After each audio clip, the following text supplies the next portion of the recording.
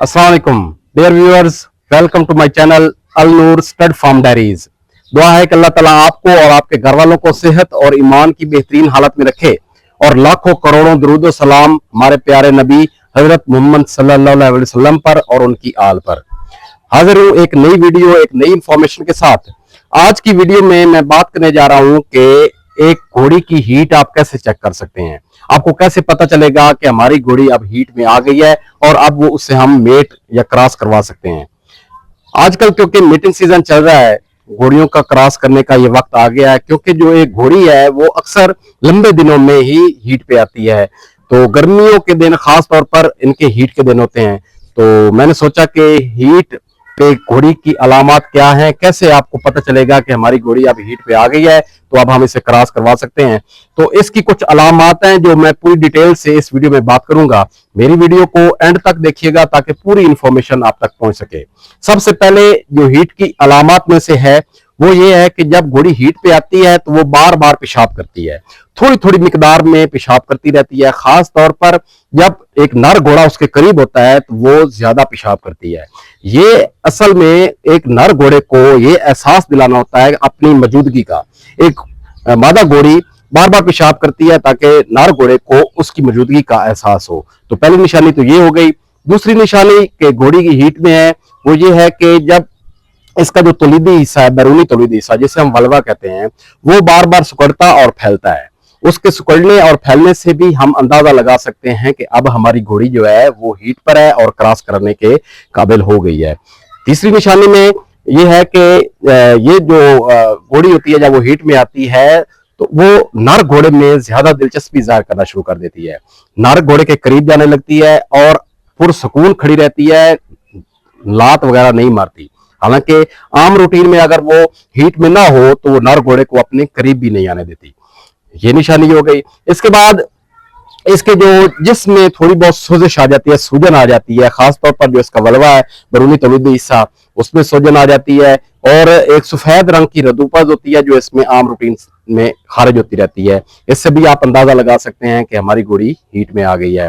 और जब एक और अहम निशानी ये है कि जब हम घोड़ी को नर घोड़े के करीब ले जाते हैं तो वो अपनी जो दुम है वो एक साइड पे कर लेती है, दुम उठा लेती है। तो ये सबसे अहम और वाज़ेह निशानी है कि एक घोड़ी हीट में आ गई है, क्योंकि वो नर घोड़े को कबूल करने की हालत में होती है। क्योंकि हीट घोड़ी की जो हीट है वो एक, जिसे हम स्ट्रेस साइकिल कहते हैं, वो एक तौलीदी साइकिल होता है जिसके दौरान घोड़ी नर घोड़े को कबूल करने का इरादा बना चुकी होती है या मूड में होती है कि उस पे नर घोड़ा उसको मिलाप कराया जाए।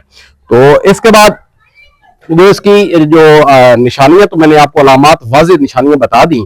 अगर अगर आपको लगे कि घोड़ी अब हमारी हीट में आ गई है तो आपने सबसे पहले वेटरनरी डॉक्टर को बुलवाकर उससे अल्ट्रासाउंड के जरिए उसका चेकअप करवाना है। क्योंकि जो खास वक्त है मीटिंग का या मिलाप करवाने का वो एक वेटरनरी डॉक्टर ही अल्ट्रासाउंड के जरिए बता सकता है एग्जैक्ट टाइमिंग।